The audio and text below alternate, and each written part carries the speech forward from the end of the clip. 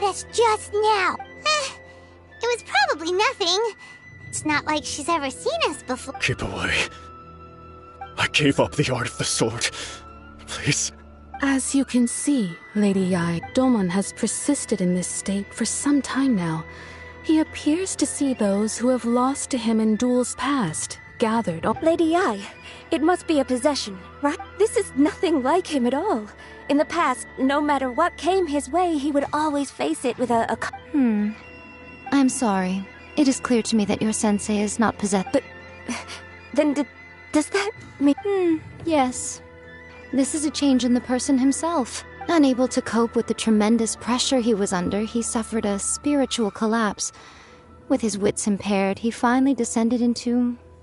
As one who is thrown into the sea, though he fights back desperately against his predicament, it does nothing to prevent his descent into the depths. As for what has triggered this change, I believe it must be the loss of his vision. For to be stripped of one's vision is to be stripped of one's ambition. Stripped of his ambition? But Lady Yae, even without his ambition, why should he suffer such a dramatic change? How does that explain his descent into madness? Your school practices Meikyo Shisui art, does it not? Stillness of mind, freedom from all agitation. What a fine notion that would be if any in this world could ever hope to achieve it. There was once one who claimed to be indifferent to rank and reward, and who fled enraged when defeated by his junior. And then there was an aged swordmaster who was aggrieved enough that he crossed blades with a disciple he himself had taught. Then, what of the one who crossed blades with his own sensei and beloved fellow disciple, and defeated them both? Can one truly remain unagitated, of still mind in moments such as these? Lady Yae, I'm not sure I understand. The path of the swordmaster is filled with twists and turns. It is no small undertaking to pursue the position of greatest swordmaster in the world. It requires one to take their sword firmly in both hands and cut down the hopes and dreams of others, even those of one's close. Only a deep commitment to his ambition to become the best made it possible for him to rise above the pain of these encounters, to focus on the way ahead. When that ambition disappeared, he began to doubt himself. As he battled his growing anxiety, he slowly descended into the state you see him in now. Much like a certain fatally flawed friend of mine. Poor sensei. To think he's been suffering. I'm sorry, Father. Sensei. Anza. That's enough. Huh? Isn't that... Did he follow us the whole way here? Anzai, why are there two of you? Is that you or a ghost? You're here for revenge, aren't you? I knew it would come. I never should have. You're right to assume that my feelings towards you are far from kindly. But I didn't come here to settle a score. It's been so long now that I made peace with it years ago. You did nothing wrong that day. I couldn't face the humiliation. That's why I ran. I don't think most of the people you beat along the way would hold it against you. On the contrary, when you cut our ambitions short, we entrusted them to you, in the hopes that they might carry you further. Now I know that we can't place our hopes in you any longer, since you've been stripped of your ambitions too. But that is no reason to strip them of theirs. Follow the way of the sword all the way to the highest peak. You taught them that, didn't you? But what if one day, the same thing happens to them? I put everything I had into trying to become the best. But what if it was all a huge mistake right from the start? If there's a chance they'll end up like me one day, I'd rather they stay where they are now than go any further down this path. Have you asked them what they think? Sensei, after you rescued me from the hands of the pirates, I told myself I would follow in your footsteps for the rest of my days. I can't know whether I will suffer in my future as you do now. All I know is that here and now, in the present, I wish to continue.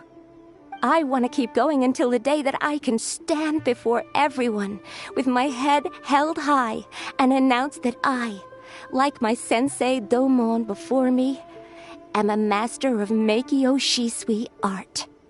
Nanako's far from the only one. Actually, all of us think that way. Goodness.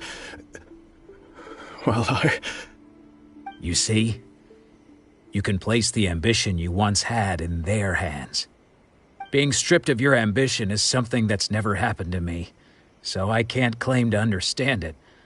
But I do know what it feels like to have your ambitions crushed. That's what happened on the day that you so effortlessly defeated me. So, just as I once placed my ambitions onto you, it is time for you to release yours into their custody. You are not in the same position that I was. When I left, I had nothing to my name. But you have a great number of worthy disciples. I understand. I'm sorry to have made you worry for me, and for the state of Meikyo Shisui art. I no longer have the resolve to become the best in the world. The emptiness and suffering inside of me will not abate, so I cannot hope to still my mind and be free of agitation. But as your sensei, I shall commit to imparting unto you everything I have learned in my life so far. This is my promise. And I humbly ask Anzai, my senior, to hold me to my word. You can count on that. I'd be checking in on you occasionally anyway, just to make sure you hadn't lost your mind again.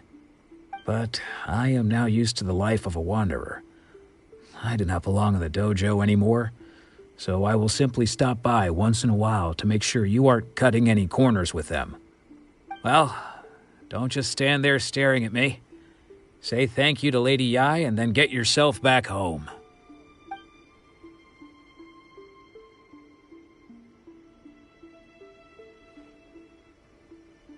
So even though his ambition was taken away, his disciples can take it over on his behalf. Guess that's... Traveler, a moment, please. Lady Yai has some words for you. So, my intuition was correct. The wind that blows from afar carries fresh life to these shores. For us to meet now is premature. Nevertheless, you set foot on these islands at precisely the right moment.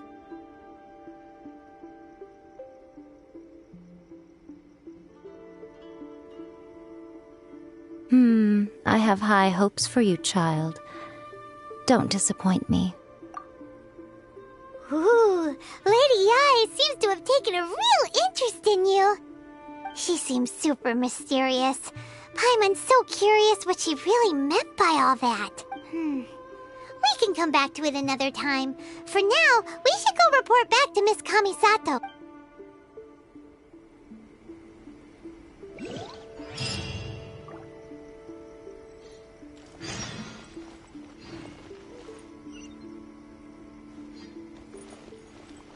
Narukami, please. See that he stays safe.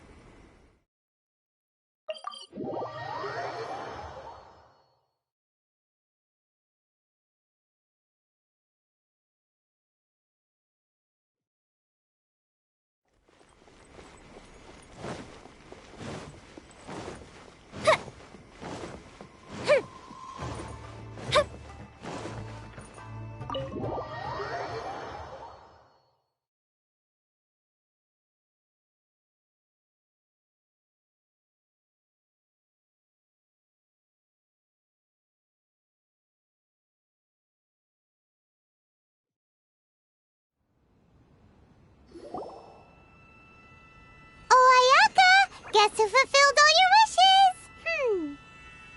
Huh? Ayaka!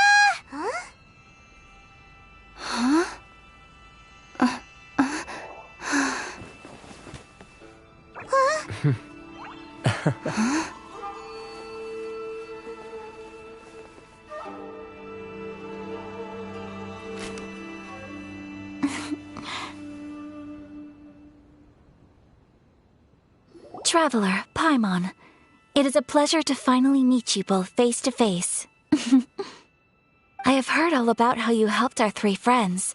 My sincerest thanks to you.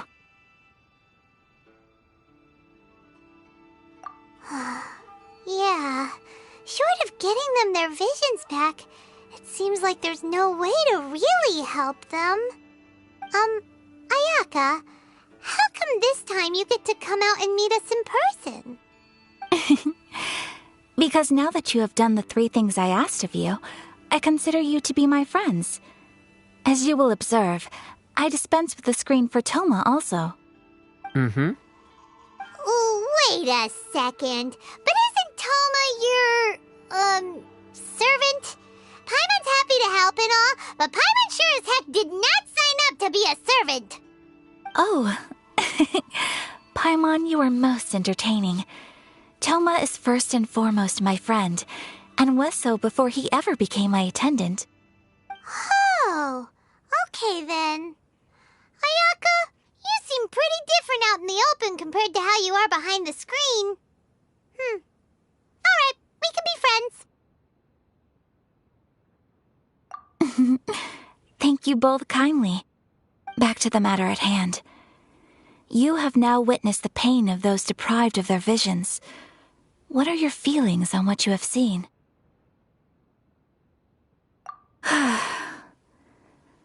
Perhaps in the eyes of a deity such as the almighty Shogun, the lives of those who inhabit the world are inconsequential. Thunders roar, lightnings flash, the winds assault, and the rains descent. All these things take place with no regard for the feelings of the common people. But I believe that surely you understand what they must endure. It seems that perhaps now you can appreciate my feelings on all of this. In which case, perhaps you would be willing to reconsider your stance? You will? Really? Naturally. All right, bravo, my lady. You were right all along. See? I told you she wouldn't reject them. I'd placed my trust in the right person after all. Now then, given that the remainder of our discussion pertains to matters of a more confidential nature, perhaps we could move to the Komori Tea House? We ought not to involve other members of the Yashiro Commission.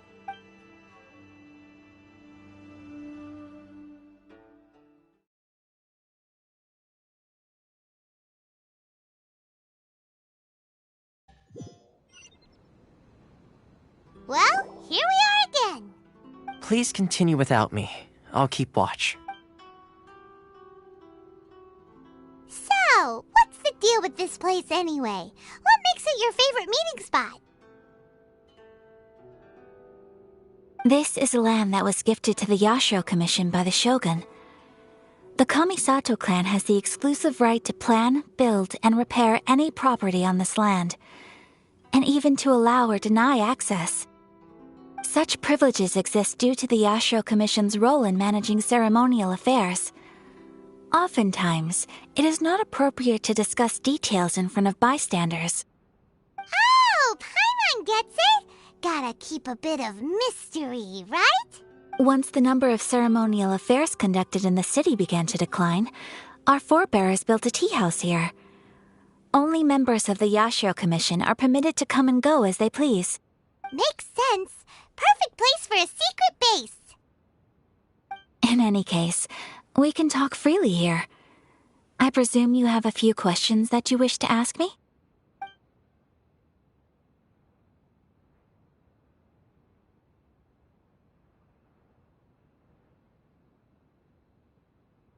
The almighty Shogun. I've seen her on but only a few occasions, most of them formal ceremonies. She inspires awe, commands respect, and exudes a sense of absolute authority. But as I recall, there was something else about her that struck me even more deeply. It was her almost complete lack of any emotion. In that sense, she appeared to me to be less of a ruler and more of, well, an executive official, I suppose. Focused exclusively on her single goal of implementing eternity, acting accordingly without feeling.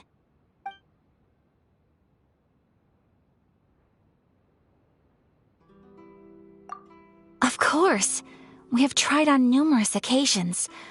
Unfortunately, each time a proposal to repeal the decree arrives at Tenshukaku, it is promptly vetoed by both the Tenryou Commission and the Kanjo Commission, and subsequently scrapped.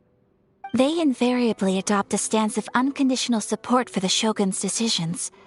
They have no interest in discussing anything. It almost makes one wonder whether they had a hand in the Shogun's sudden decision to issue the Vision Hunt Decree. The issue is this. For the vast majority of people, the Vision Hunt Decree is something that has no implications whatsoever. After all, it is but a tiny minority of people who receive visions. Moreover, it is not unknown for visions to spark jealousy in others. Because of this, the attitude of most people towards the Vision Hunt Decree is one of indifference. How can they be like that? Paimon's getting mad. Nevertheless, in addition to us, there is also the resistance on Watatsumi Island. Resistance? You mean like an army fighting against the decree? Yes. Many who have lost or fear losing their visions have rallied together under Sangonomiya on Watatsumi Island to form a resistance group. To say a little more about Sangonomiya, historically, there has always been some conflict between them and the shogunate of Narukami Island. Different belief systems. But I do wonder whether there may be fighting the Vision Hunt Decree. Ooh, Paimon has a question though. Oh? What would you like to know, Paimon? Have you got a plan yet to fight the Vision Hunt Decree? To be honest, we do not. What? Please, do not forget that challenging the Vision Hunt Decree is tantamount to challenging a deity. Coming to terms with that is already a difficult step to take. So what are we gonna do? Well, for the moment, all we can do is try and reduce the harm that is being caused by this decree. For example, by providing vision bearers with safe refuge, or manufacturing counterfeit visions for them as a contingency measure. You're telling Paimon that there are people out there who can make fake visions? Don't underestimate the talents of the craftspeople in Hanamizaka. To the naked eye, their counterfeits are indistinguishable from the genuine article.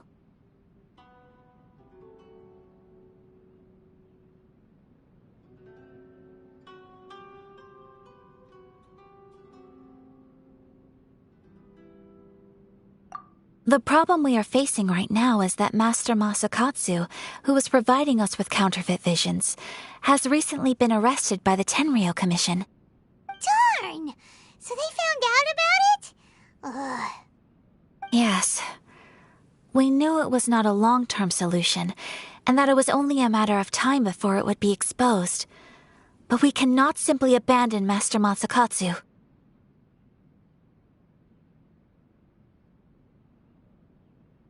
Exactly. I feel the same way. But given mine and Toma's identities as part of the Yashiro Commission, breaking him out of prison would risk dragging down the reputation of the entire Kamisato clan should we be caught. That would only serve to cast suspicion on any future activity we might seek to attempt. By no means do we intend to place the burden of such a task on your shoulders alone. When you are ready, go to Hanamizaka and look for a fireworks shop run by the Naganohara family.